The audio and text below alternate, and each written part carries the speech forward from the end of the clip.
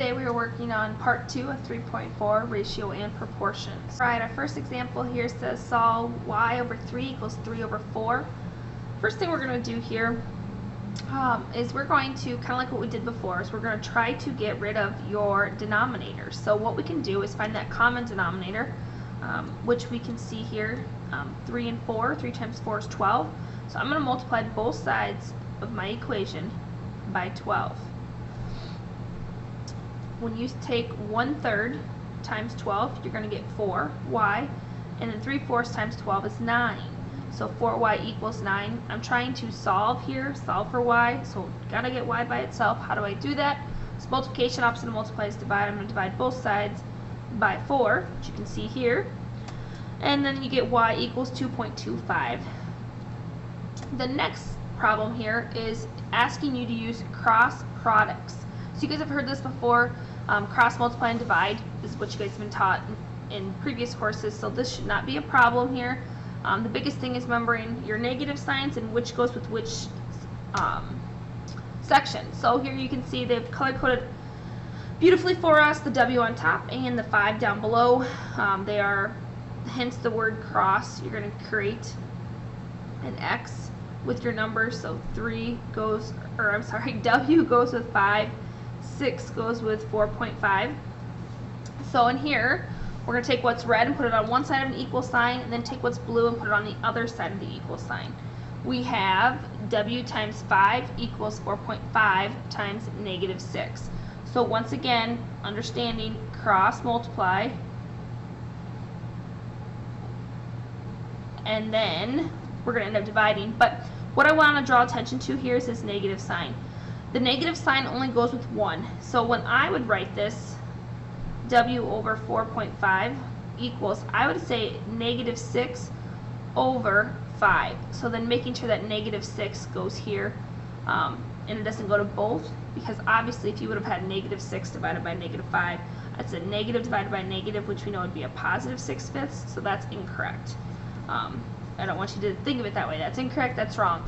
You could have also put the negative with the 5 and did W over 4.5 equals 6 over negative 5. That's your choice, makes no difference to me, but typically we have to keep the negative up above. So now we need to solve for W.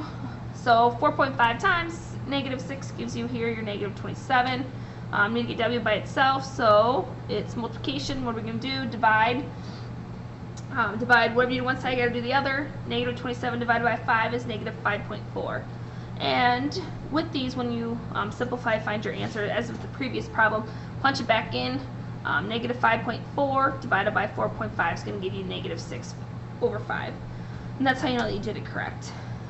This next piece, this is actually the challenging, this is that new piece added on. You guys understand cross multiply and divide.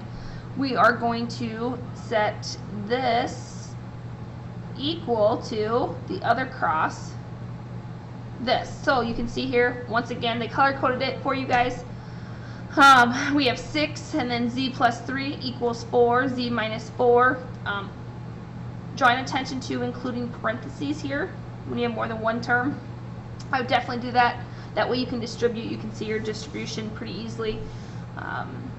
And that way you don't, for example here you could have had Z plus 3 times 6. Well, you might have done 3 times 6, which was 18 plus Z. Once again, not correct. Don't do it that way. Use your parentheses so that way you can distribute. So when I distribute here, little rainbow, big rainbow, I get 6Z plus 18. And then when you do little rainbow, big rainbow here, little rainbow 4Z, big rainbow 16. So now I need to combine like terms so I can solve for my Z. When I go to do that, draw a line through my equal sign. I'm going to subtract my 4Z. Whatever you do one side, I can take that back. Whatever you do one side, you got to do the other. That's going to give you 6 minus 4 is 2Z, 18, and a negative 16. Still trying to get Z by itself, so I can subtract 18 here. Whatever you do one side, got to do the other, and that's going to give you 2Z equals a negative. Let me erase this for you so you can actually see. 4 didn't help. Divide both sides by 2 so I can get z by itself. Negative 34 divided by 2 is going to give you a negative 7. Once again, plug in negative 17 plus 3 is going to give you a negative 14 over 4. And negative 17 minus 4 is going to give you a negative 13 over 6. Simplified out there. And that is all for today.